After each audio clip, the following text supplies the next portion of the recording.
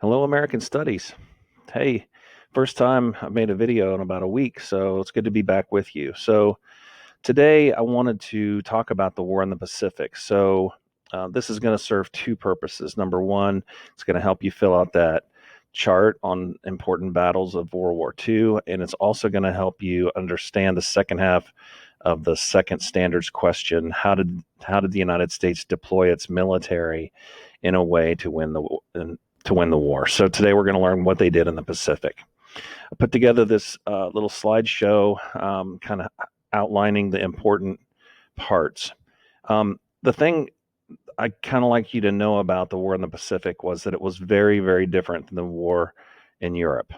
The war in Europe, I think the Americans and Germans kind of respected one another in terms of fighting soldiers.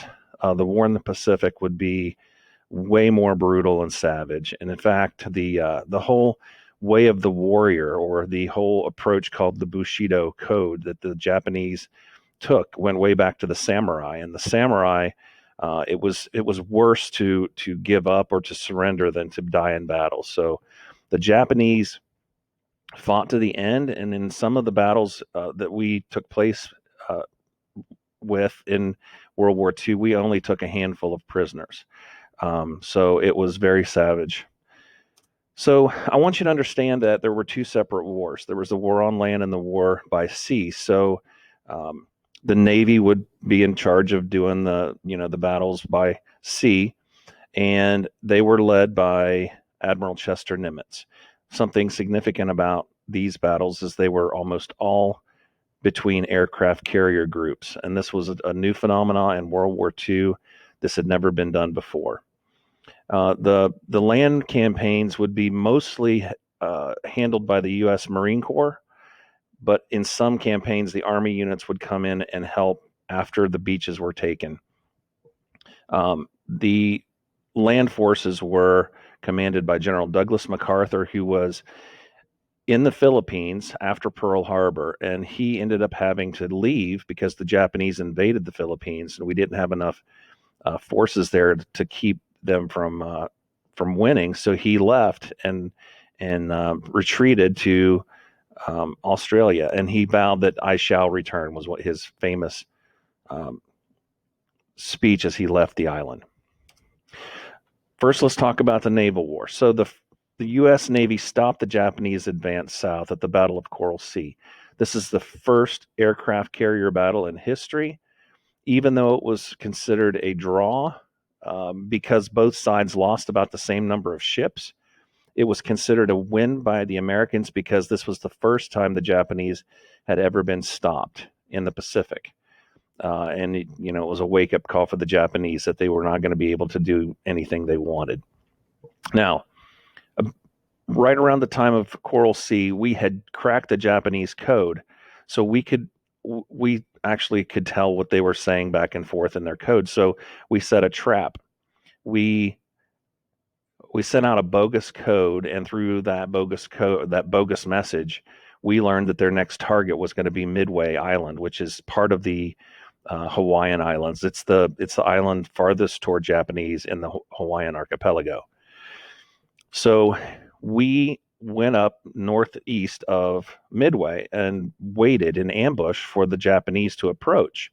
And as they attacked the island of Midway to try to take it over, we counterattacked with our carrier forces and ended up sinking three aircraft carriers on June 3rd and a fourth carrier on June 4th. And we turned the tide of battle in the Pacific with this one battle.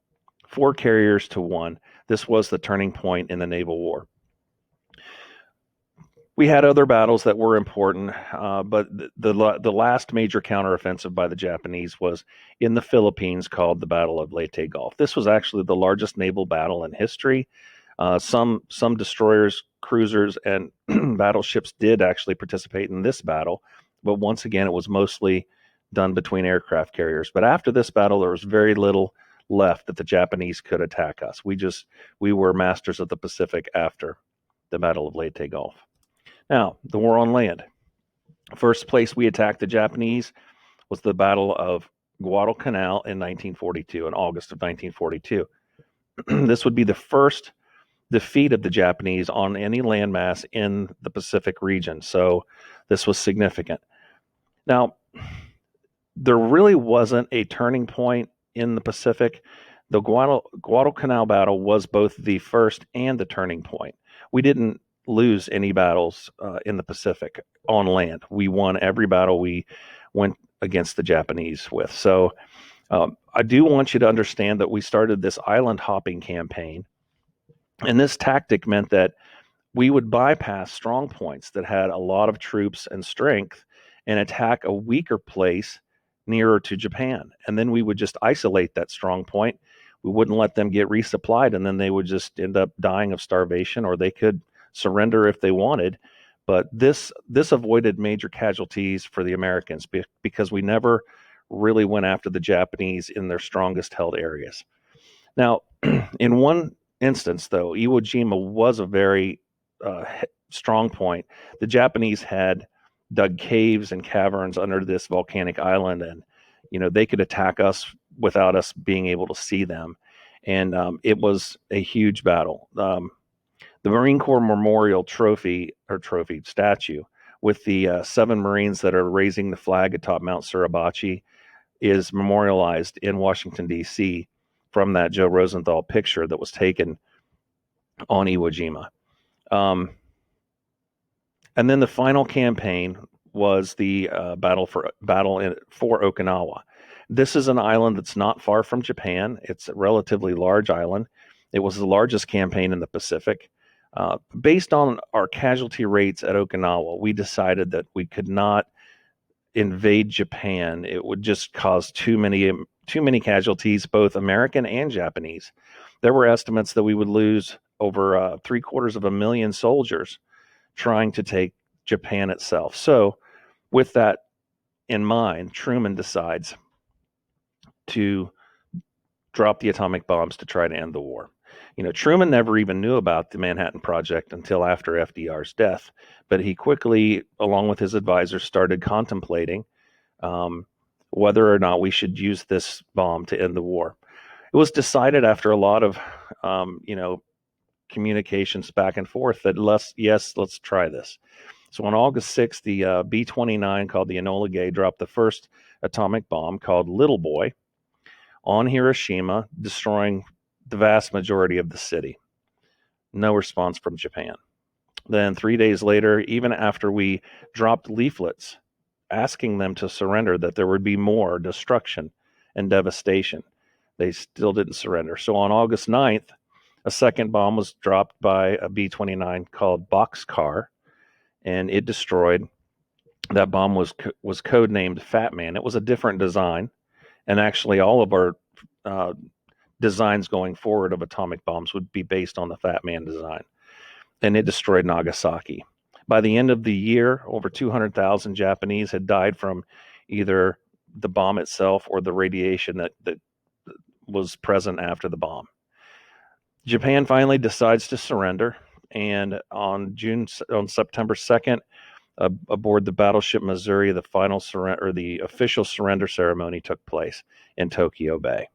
So I hope that this helps you understand how the war in the Pacific kind of went from beginning to end, and I hope it helps you with the second half of that assessment question: how did we deploy our forces? Let me know if you have any questions. Email me and we will talk. Thanks for participating today.